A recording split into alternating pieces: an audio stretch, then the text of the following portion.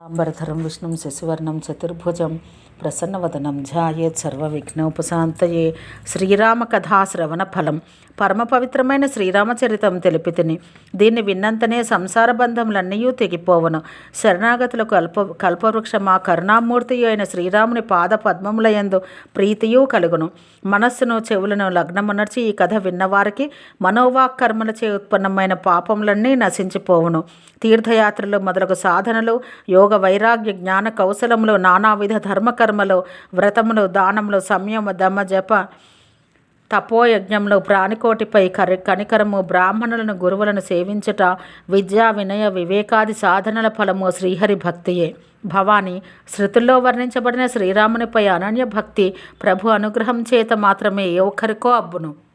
ఉత్తమోత్తమమైన ఈ పుణ్యకథను నిత్యము నిరంతరము గాఢమైన భక్తి విశ్వాసాలతో వినేవారు మునీశ్వరులకు దుర్లభమైన హరిభక్తిని అనాయాసంగా పొందగలరు. శ్రీరాముని చరణ సేవల యందు అనురక్తుడైన వాడే సర్వజ్ఞుడు, జ్ఞాని, గుణనిధి. అతడే భువకి భూషణం, విద్వాంసుడు, దాత, ధర్మపరాయణుడు, వంశరక్షకుడు.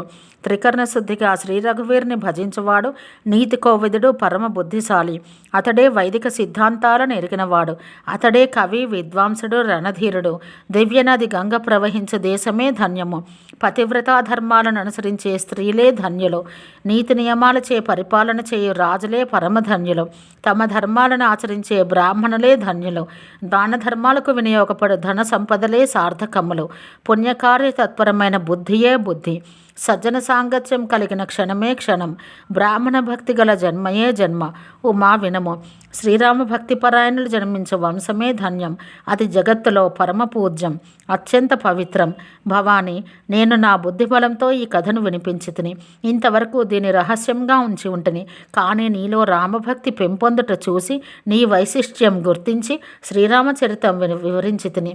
శఠనికి హఠస్వభావం కల వానికి శ్రీహరి లీలలు మనస్ఫూర్తిగా వినని వానికి ఈ గాథ తెలుపరాదు.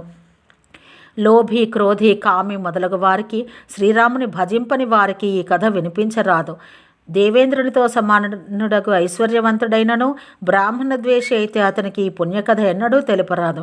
సత్సాంగత్యంపై భక్తి శ్రద్ధలు కలవారే ఈ రామకథా శ్రవణానికి అర్హులు. గురు చరణాలయందు ప్రీతి గలవారు, నీతిపరులు, బ్రాహ్మణులను సేవించువారు ఈ కథా శ్రవణానికి పాత్రులు. తన ప్రాణాలతో సమానంగా శ్రీ రఘునాథుని ప్రేమించు వ్యక్తికి ఈ చరితం మిక్కలి సుఖప్రదాయకం. శ్రీరాముని చరణములయందు అనురాగం కలవాడును, మోక్షపదం కాంక్షించువాడును అమృతతుల్యమగు ఈ కథను తన చెవులారా గ్రోలును. ఓ గిరిజ, కలియుగ పాపాలను అంతరింపచేయునది, మనోమాలిన్యాలను హరింపచేయునది అయిన శ్రీరామచరితం తెలిపితిని. ఈ రామకథ జనన మరణ రూప వ్యాధిని నివారించు సంజీవని మూలిక. ఈ కథను వేదములు, విద్వాంసులు వేణోల్లా ప్రస్తుతించుచున్నారు. ఇందులో మనోహరములైన సప్త సోపానములు కలవు. ఇవి శ్రీ రఘునాథునిపై భక్తి కలిగించు మార్గాలు. శ్రీహరి కృపకు పాత్రులైన వారే ఈ మార్గమును అడుగిడగలరు.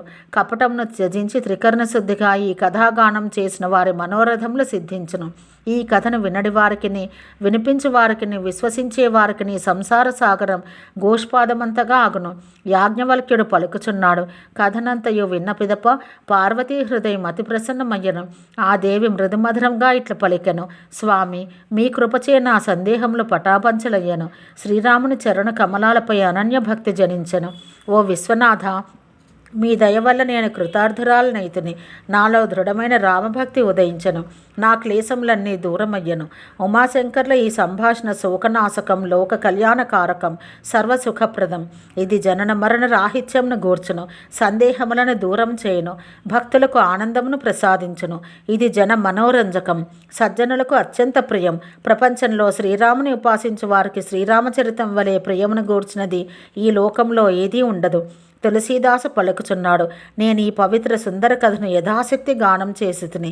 ఈ కలియుగంలో యోగము, యజ్ఞము, తపము, జపము, వ్రతము, అర్చనము మొదలగు సాధన మార్గములు ఏవియో శ్రీరాముని కథ వలె ఉత్తమోత్తమ ఫలములు ఇయ్యజాలవు.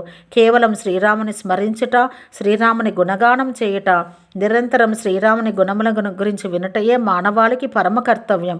పతితులను కూడా పవిత్రమనర్చివాడుగా, పతిత పావనుడుగా కీర్తిగాంచినవాడు ఆ శ్రీరామచంద్ర ప్రభువు.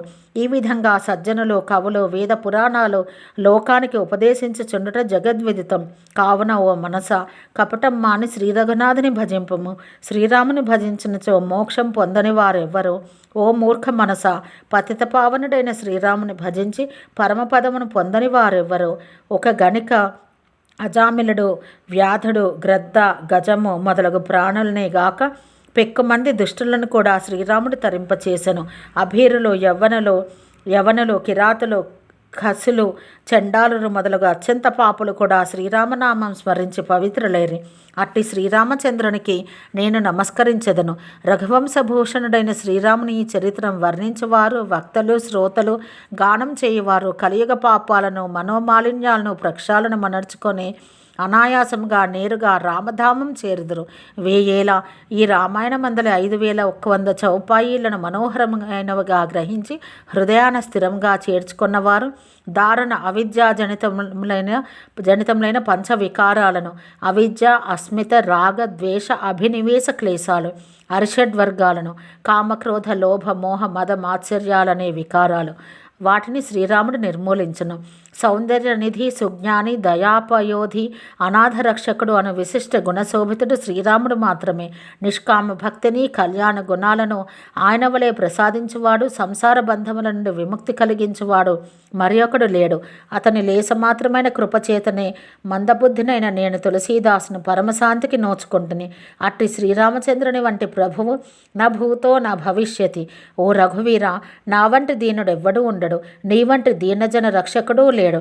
ఇట్లా యోచించి ఓ రఘువంశమని నా జనన మరణ రూప భయానక భవ సంకటములను అంతరింపచేయము. కామకునికి స్త్రీ, లోభికి ధనము అత్యంత ప్రీతికరమైనట్లు రఘునాథ శ్రీరామ, నీవు నాకు నిరంతరము మిక్కిలి ప్రీతికరుడవు, ప్రియమును గూర్చువాడవు కమ్ము. సర్వసమర్థుడును మహాకవి వతంసుడును అయిన శ్రీశంకరుడు శ్రీరామచరణ కమలాలయందు అనన్యమైన భక్తి కలిగి అది నిరంతరం తన మనసునందు కుదురుకొనుటకై దుర్లభమైన ఈ మానస రామాయణంను పూర్వమే రచించను. తులసీదాసు ఈ మానస రామాయణాన్ని రామనామ మహత్యపూర్వ పరిపూర్ణంగా భావించి తన అంతఃకరణమందలి అజ్ఞానాంధకారంను అంతరింప చేసుకొనుటకై ఈ మానసమును భాషాబద్ధం ఉనర్చెను. ఈ రామచరిత మానసం అత్యంత పుణ్యప్రదం, సమస్త పాపహరం, సర్వదా మంగళకరం, అనన్య భక్తి జ్ఞానములు ప్రసాదించినది, మాయామోహ మాలిన్యాలు నశింపచేయునది, నిర్మల ప్రేమజల పరిపూర్ణం, సర్వశుభప్రదం. ఈ మానస సరోవరాన భక్తిపూర్వకంగా మునకలు వేయవారు సాంసారిక క్లేశాల అనే ప్రచండ సూర్యకిరణాలచే దహింపబడక పరమశాంతిని పొందెదరు. కలియుగ సమస్త పాపాలు నశింపచేయు శ్రీరామచరిత మానసమందలి ఉత్తరకాండమాను 7వ సోపానం సమాప్తము. ఓం శాంతి శాంతి శాంతి.